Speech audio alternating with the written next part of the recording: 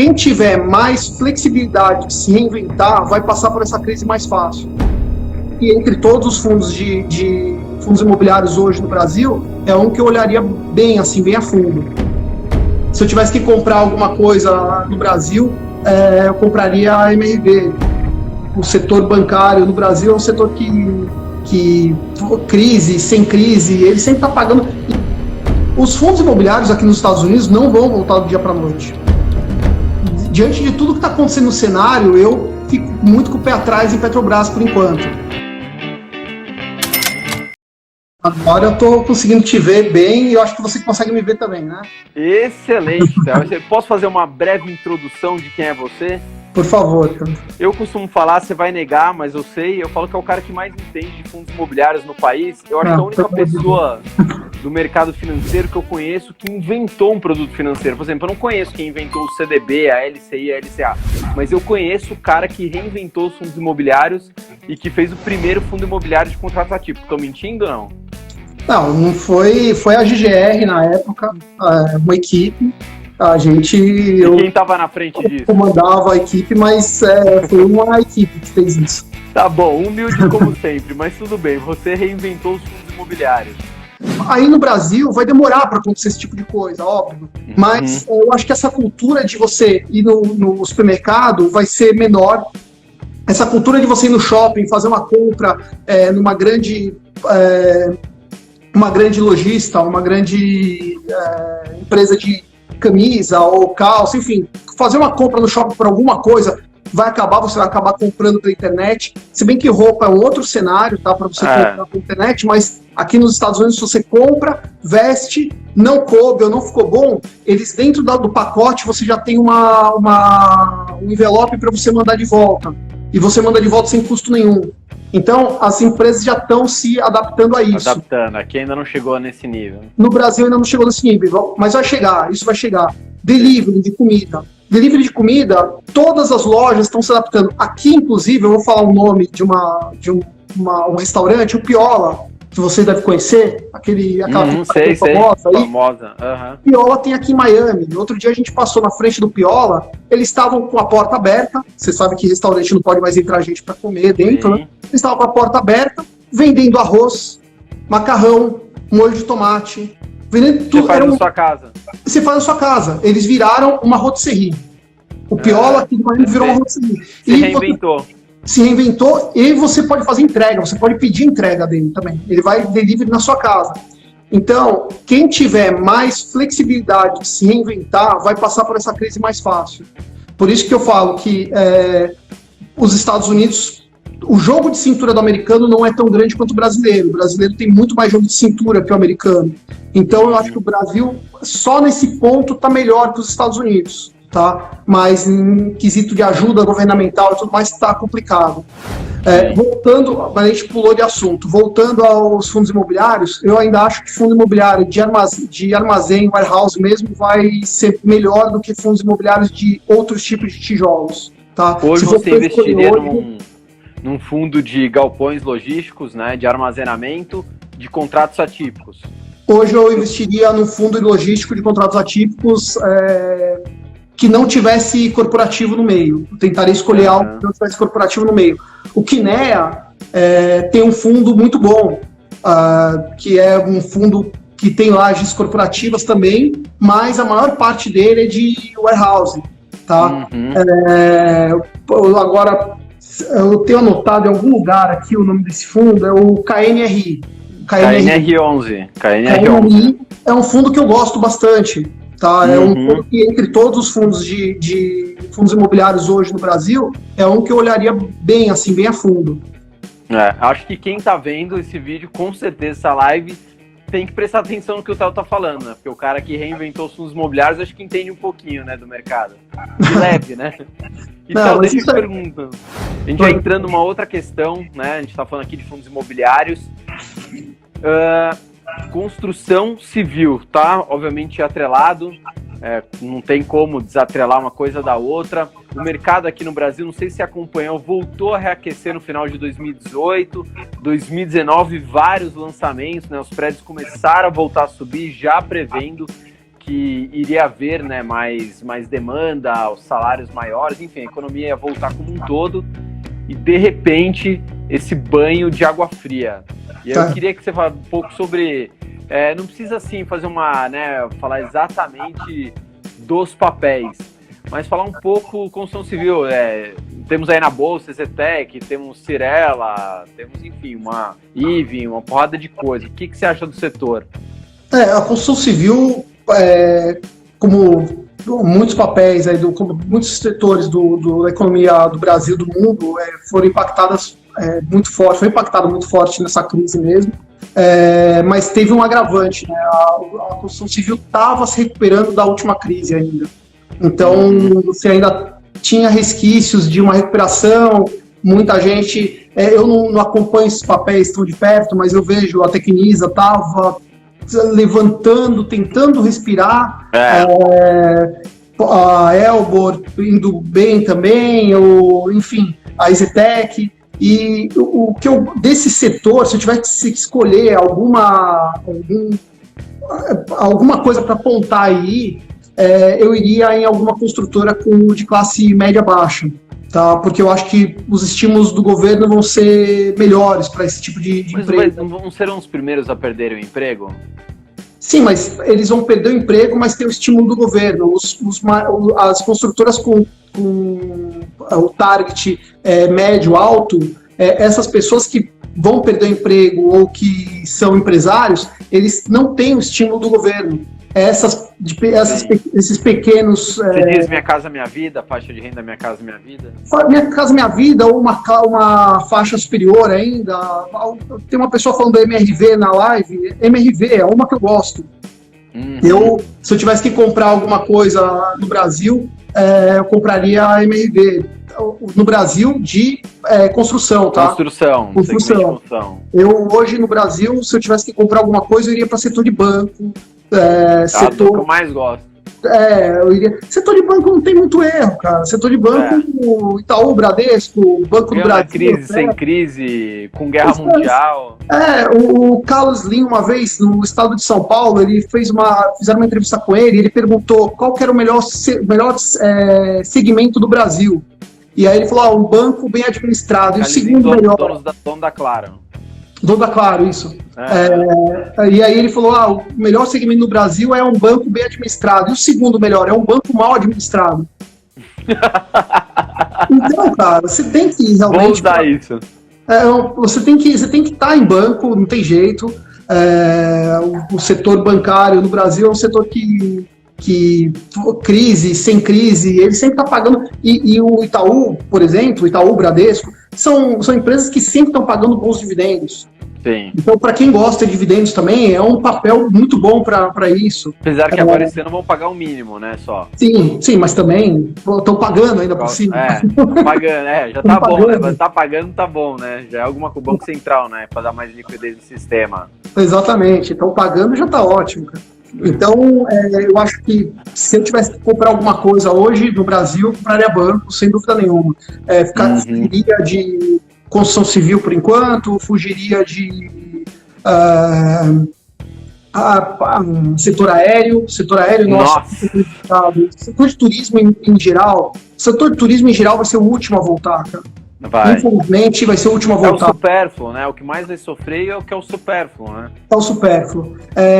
Aqui a gente mora perto do porto de Miami e normalmente ficam 3, 4 navios de turismo, daqueles transatlânticos, da Carnival, enfim, de várias empresas.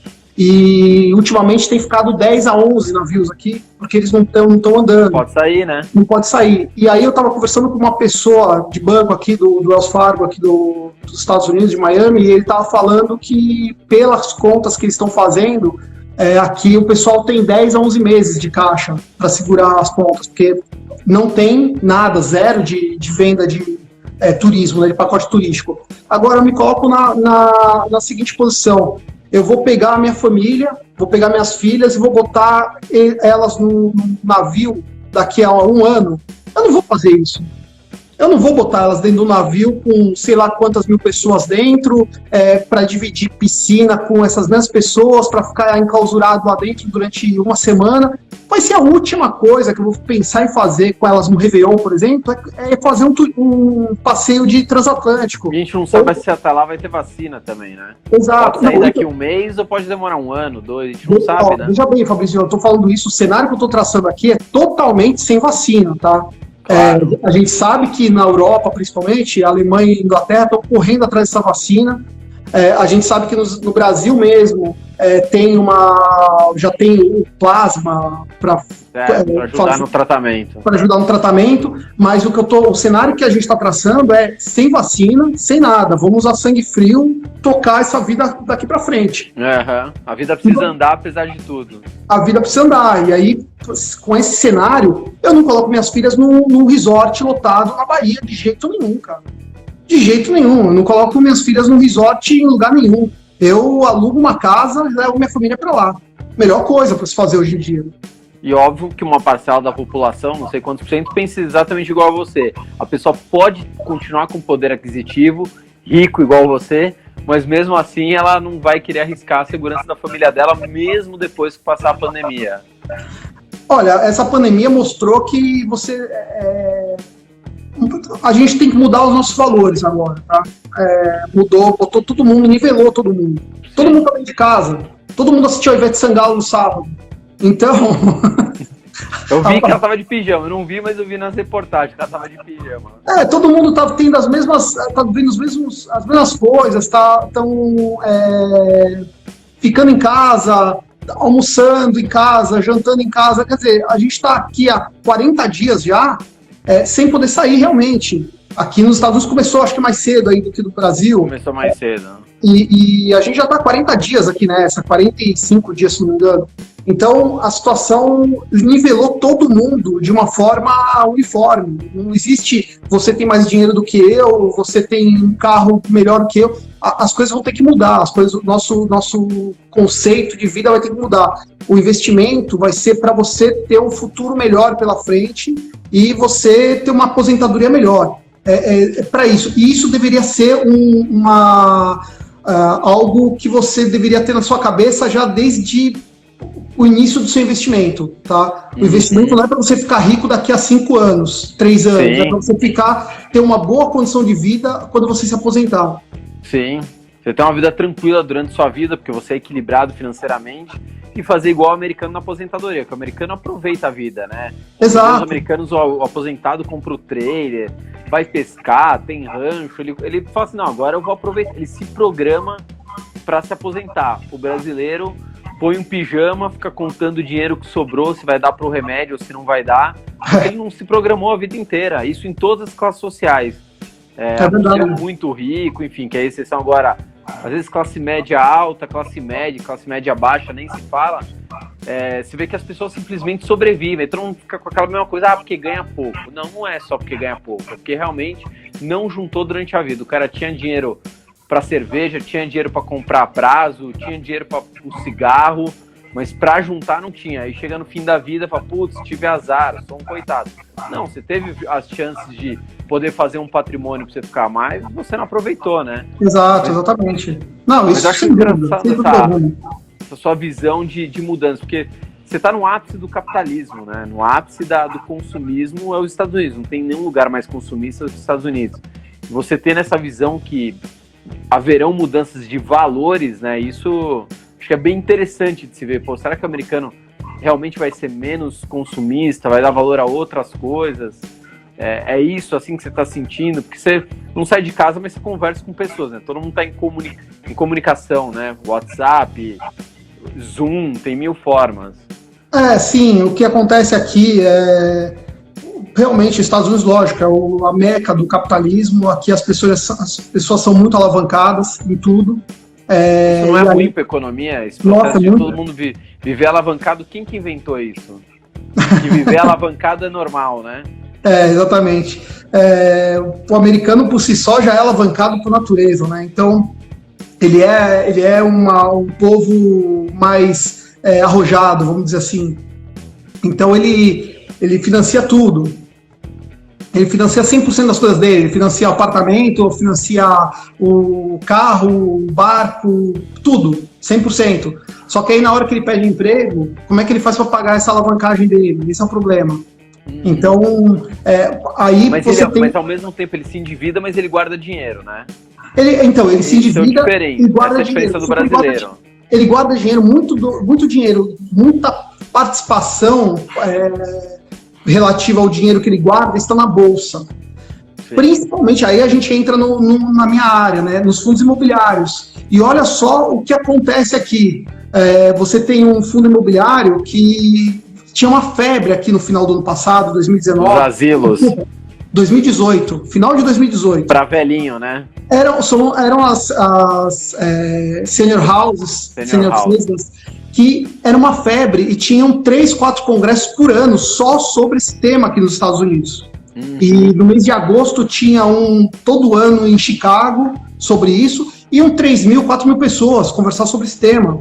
É muito grande esse mercado aqui. E era o grande, não digo que a grande bolha, mas era a grande moda do momento, era você investir em fundos imobiliários de senior housing. E o que aconteceu? Veio o coronavírus e pegou justamente a faixa de maior risco nos idosos. Então teve senior houses lá na Virgínia que morreu 60% dos idosos que estavam lá. E aí porque o que acontece? O americano não é que ele larga o pai, mãe nos asilos, vai nessa senior living, como o Augusto está falando aqui. Como ele sai da sua cidade natal e vai fazer faculdade em outra cidade, vai fazer a vida em outros lugares, ele não tem muito aquele negócio de raiz, ele não está enraizado. Então as pessoas moram nos Estados Unidos de uma maneira geral. São pouquíssimos os lugares que são muito bairristas, tá? O que acontece? Na hora que a mãe e o pai, as pessoas mais idosas da casa vão ficando com uma idade mais avançada mesmo, eles têm que achar em vez de contratar um enfermeiro para dentro da sua casa, as pessoas de classe média, média alta, acham essa senior living, senior house, para colocar os idosos. E é isso que está acontecendo, isso que está acontecendo. E você, como investidor, você fala assim, esse tipo de empreendimento é muito bom, porque as pessoas vão continuar envelhecendo, vão continuar indo para esse lugar, vão viver mais, a expectativa de vida é aumentar. Sim. Então você tem que investir numa coisa dessa. Cara, e veio o coronavírus na veia desse tipo de investidor. Veio, assim, para arrebentar mesmo. Totalmente imprevisível, né? Totalmente previsível. Vírus, e o pessoal de idade vai ser mais vulnerável, né? Uma coisa que não tem como nem prever, né? E aí você tem um outro agravante. Em setembro para outubro do ano passado, de 2019, você teve um problema aqui dos bonds privados, dos bonds AAA, mas privados, estarem abaixo, a taxa mais baixa do que o Fed Fund, do que os Treasuries. Tá? Então o Treasury estava pagando 3,20, se não me engano, os bonds de primeira linha da GM, de algumas empresas boas, estavam pagando 2,5. E aí alguns bankers aqui dos Estados Unidos indicavam para os clientes fundos imobiliários, que pagavam uma taxa de 6%, 5% ao ano de rentabilidade. E para investidor local, esses fundos não tem imposto também. Tá, que nem no Brasil, para investidor estrangeiro paga imposto. Então se eu quisesse entrar no fundo imobiliário, no rate aqui nos Estados Unidos, eu pago imposto sobre o meu dividendo, sobre os dividendos pagos por mim. Então muita gente migrou dos bonds para esse tipo de operação. Tanto é que se falava em outubro, novembro, que a próxima crise viria em cima dos bonds, que os bonds estavam com uma taxa muito mais baixa do que os treasuries. Então isso daí ia ser uma bolha. Então todo mundo começou a focar nos bonds, que iam explodir, e largaram a parte de fundos imobiliários e tudo mais. E foi exatamente o que aconteceu. O coronavírus veio para arrebentar a parte de fundo imobiliário de senior house mesmo. Cara, um estrago violentíssimo. Tinha o quê? Milhões de investidores nisso? Tinha muita gente. Eu não tenho o número aqui, mas tinha muita gente. Tá com expectativa de voltar, não? Não, esse tipo de fundo volta muito... óbvio que vai voltar, mas não é algo que vai voltar de um dia para a noite. Tá? Os fundos imobiliários aqui nos Estados Unidos não vão voltar do dia para a noite. Pelo seguinte, por exemplo, você tem fundos aqui, fundo de shopping. Foi o exemplo que eu dei no começo da live. Shopping eu não acredito que vá voltar ao que estava rendendo até o começo da crise. Fundos de mortgage. O que está acontecendo? Tem fundos imobiliários que são especializados em comprar mortgage de banco. Só que o que aconteceu agora? Está todo mundo desempregado, 16% da população desempregada. Você hoje, se você perde emprego, você vai no banco e negocia para não pagar o seu mortgage, ou postergar. Então, se você tem um plano de 120 meses para pagar a sua casa, você vai ter um plano de 125 meses e durante os próximos 5 meses você não vai pagar. Então, o que vai acontecer com esses fundos imobiliários de mortgage que compraram essa dívida? Vão ficar 5 meses sem receber. Sim. E isso é uma coisa complicada. Esse fundo vai demorar para recuperar. O fundo eu acho que o próprio fundo de warehouse mesmo, de galpões logísticos aqui nos Estados Unidos, vai demorar para recuperar, porque a economia, com a queda do emprego, não parou, ela estagnou. Então as pessoas estão se segurando para comprar algo na Amazon, por exemplo. Ninguém vai comprar hoje algo uma roupa nova. Roupa nova até que você precisa, é um bem que não é tão supérfluo assim, mas você comprar alguma coisa supérflua na Amazon, que é aquelas coisas que você fala, como que eu nunca comprei isso? Eu não sei como eu vivi até hoje sem comprar esse negócio, sabe? Qualquer coisa, enfeite para sua casa. Isso vai deixar de existir por algum tempo, até as coisas se normalizarem. E com isso, tanto os fundos imobiliários de warehouse que estocam esse tipo de produto, quanto os de retail também, mesmo sendo e-commerce, eles vão demorar um pouco para recuperar. Mas vai ser uma recuperação que vai acontecer. No médio prazo vai acontecer. O mundo não vai acabar. É isso que as pessoas têm que botar na cabeça. O mundo não vai acabar. Vai existir, depois da pandemia, vai continuar um mundo totalmente novo do que a gente viveu até o passado. Mas vai continuar, isso não tem a dúvida. Uhum. Agora, só para a gente finalizar aqui, Theo. Investidor que está no Brasil, ou ele está querendo começar a investir em renda variável, isso vale para fundo imobiliário, vale para ações. Para aquele investidor que está tentando caçar a grande ação que vai dar grande porrada, vejo um monte de gente investindo em CVC, Oi, Azul, etc, etc. Coloca 50% do patrimônio, enfim, brincando de cassino. Enfim, todas essas pessoas, qual que é o recado? Você que está no mercado, já viveu coisa pra caramba, já viu o nego quebrar, já viu gente dando golpe, já viu de tudo nesse mercado. O que você falaria para esses investidores? Olha, Fabrício, eu não acho que exista aquela ação mágica, tá? Brasil, para o investidor brasileiro que investe no Brasil, eu recomendaria banco, recomendaria ações de healthcare, a parte de farmacêutica, a parte mais essencial hoje, tá? O Matheus está indicando aqui BR Foods. Matheus, BR Foods é uma precisam comer. Todo mundo vai precisar comer, também concordo, tá? Em BR Foods. Tem outros papéis aí desse setor também que são tão bons quanto, mas eu não acredito num papel assim que coloque todo o dinheiro em determinada coisa que vai subir, tá? Tô dando risada porque tem um cara falando de Petrobras aqui, o Belato. Cara, diante de tudo que está acontecendo no cenário, eu fico muito com o pé atrás em Petrobras por enquanto.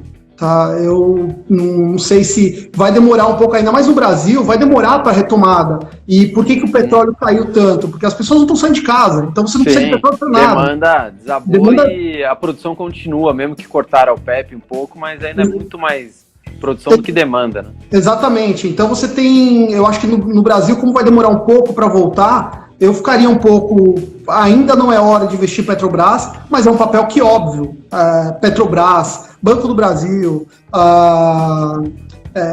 quais outros papéis, Uzi Minas. Fundo imobiliário de contrato atípico de galpões, você entraria agora? Esse silêncio deu um fio na espinha. Assim, fundos imobiliários eu acho que tem melhores, tá? Hoje eu acho que tem melhores. Eu gosto muito de fundos imobiliários de contrato atípico, mas é o que eu falo, precisa entender quais são Fala os dois que você gosta aí, vai, então dá um... eu gosto do Quiné. Do Quiné, beleza. Quiné eu gosto muito. KNR11. O KNR11 eu gosto. XPMOLs eu não gosto. Tudo que é voltado a shopping eu não gosto. Um da XP que eu acho razoável, não acho ruim. Tá? Qual porque é? MXRF11. Ah, tá, o MXRF11, tá. Beleza. Mistura um pouco de papel com tijolo, né? Isso, é um fundo que eu gosto, mas não é um fundo high yield, tá? Caiu bastante esse fundo, mas é um fundo que eu gosto. Esse fundo, ele já voltou um pouco, pelo que a última vez que eu dei uma olhada nele, ele estava subindo do piso, ele estava subindo uns 12%, 13%, mas eu acho que ele misturar tijolo com papel, e esses papéis, esses CRIs, são de residenciais, aí eu acho que faz sentido.